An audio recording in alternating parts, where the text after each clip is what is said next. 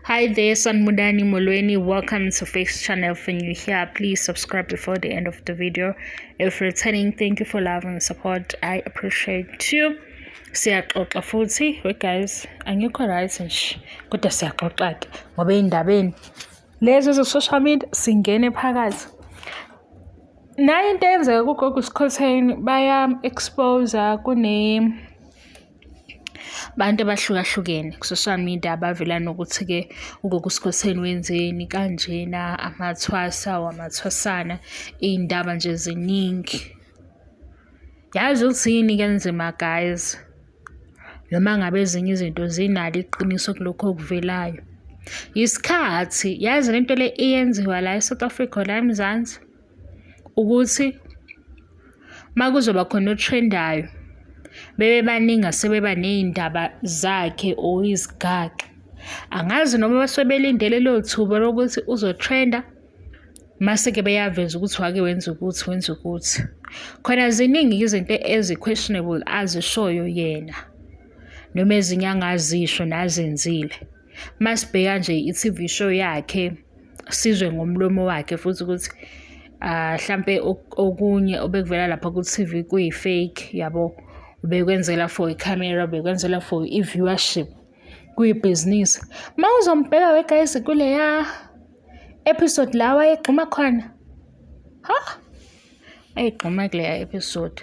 Cha phela ngeke ngisazi mina ukuthi laphayana kwakuvuka idlozi, kwakukhuphuka isithunywa, kwakuwuya umoya noma wayeyigxumela, ngoba phela kwasho yena ku-TikTok kuma-video awenza ehleka ethi lezi zinto ezinye bayazenzela nje, uyakwazi ukuyimemezela, uyakwazi nje vele usuke umemeze, nalaphaya wayegxuma.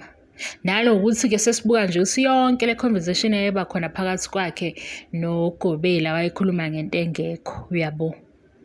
I-TV show-ke yona injalo, ine-purpose yayo nebhizinisi labo abasuke belenza.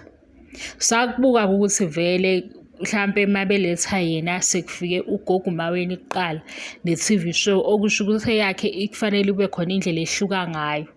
Base bethatha-ke le angle ye-polyandry.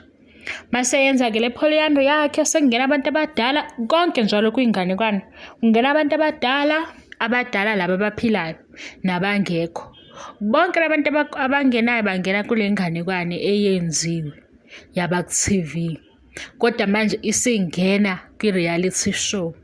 Ozoshiya-ke ukuthi-ke cha, ukuthembeka akazuthembeka. Ngoba manje makuzoba khona isikhathi sokuthi la uya kumzali ngoba uthi akakhulume namadlozi because kunodaba olubalulekile. Kwalolu daba lolu lufike nawo amadlozi, uyabo, kube indaba ejulile kanti ayikho kwakhona, uyabona. Manje-ke ma olalele nomunye usengavele engabe saba nomudla wokumlalela ukuthi udlala kakhulu, kanti ngenzeka ukuthi uMoja Love bona babebuka iy'namba, bebuka imali, uyabona. Manje kodwa kulo esisele naye sazi ukuthi kade ehambe ekhuluma lapha emaphepheni ethi uza ne-reality show uzoveza konke okwenzeka kubungoma konke ngaye. Ngoba manje kuze nje kube khona abadidekile ukuthi labo husband baphi. Le ndaba yo-husband abawu-2 siyibambe endaweni ezihlukene. Khona oyibambe kwi-TV show, khona oyibambe kwiphepha, khona oyibambe kwi-Drum magazine, khona oyibambe mhlampe kwi-interview before i-show. Kwase kuba khona obuka i-show yaze yophela. Lo buka i-show yaze yophela mhlampe kumanye ama-episodes aye khona ama-hints ukuthi ayikho-ke le, ayikho. Ngoba manje ngisho esezoqeda wabe seshintsha ukuthi umkhulu bani, esesho ukuthi umkhulu omunye lona osefuna isithemba-ke nalona omunye. Uyabona nje kwayinhlaka khona abantu abadala, uyabona nje. Kodwa akasisoli lutho ngoba uma ungalalela ukuthi amanye ama-reality TV shows enziwa kanjani, ungabona ukuthi kwenzelwani. Njengoba yayikhona i-TV channel yayifuna ukurana i-story se-polyandry. Mangibheka abamtholanga kunayo. Wafika kuGogo Skhotheni waba brave, wathi kuzongena nayo ayifake ngedlozi. Kwaphenduka-ke izinto-ke ku-social media bathi hayi le sangoma kwaba ukuthi hayi umyeni wakhe shuthi untekenteke. Kwayena-ke lo mfana othi uyolotsholwa kuba izothiwani indaba yakhe, kwaba nje siphithiphithi. Leso siphithiphithi-ke uMojalava wawenza imali. Kodwa manje-ke ngoba sekwelinye ipage leli lokuthi kukhona yena nomngani wakhe angamvumi ngoba uyamphika uthi uQueen Lolo umngani wakhe, into ayishoyo nje ukuthi wafika endumbeni. Vele uzofika endumbeni ngoba uyinyanga, umlaphi. Nabanye osaziwayo futhi bazofika endumbeni, uyabona? Kanti futhi useke waduma.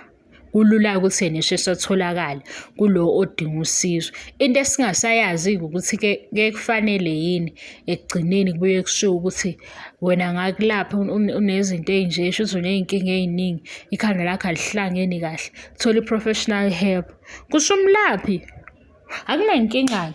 Into ebengiyibalileyo ukuthi njengoba-ke etrenda sebebaningi abafika emva kwale trend beveza ukuthi wenza ukuthi kwenziwa kanjalo. Manje nakhona sigcine singasazi ukuthi imuphi oqinisile, imuphi okhuluma iphutha. Ijwayelekile-ke lento la eMzansi. Nangu nje ukhona omunye ubhuti ade ngibheka umsebenzi wakhe, unomsebenzi omuhle. Ngase ngicabanga ukuthi ngizom-DM ngibuze ngomsebenzi wakhe ngoba khona into engangiyifuna. Kanti lo nyaka nje ungakapheli kuzoba nedrama kwimpilo yalo bhuti.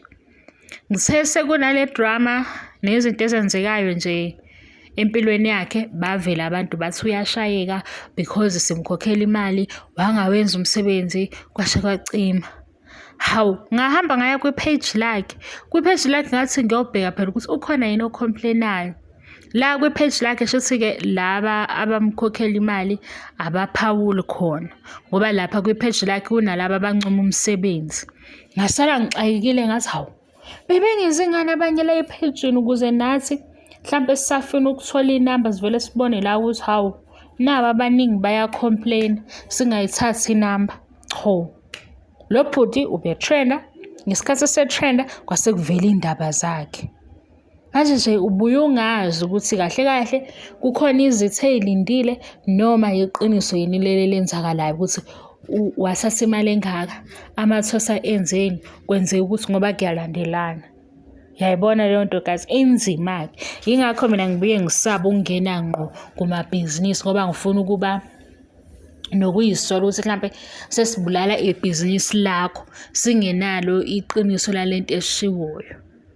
Ngike ngakhuluma before ngomunye odumile waskema abantu, ngathola la ama-comment bethi khona abathi bafuna ukukhuluma nami ukuze bemi-expose.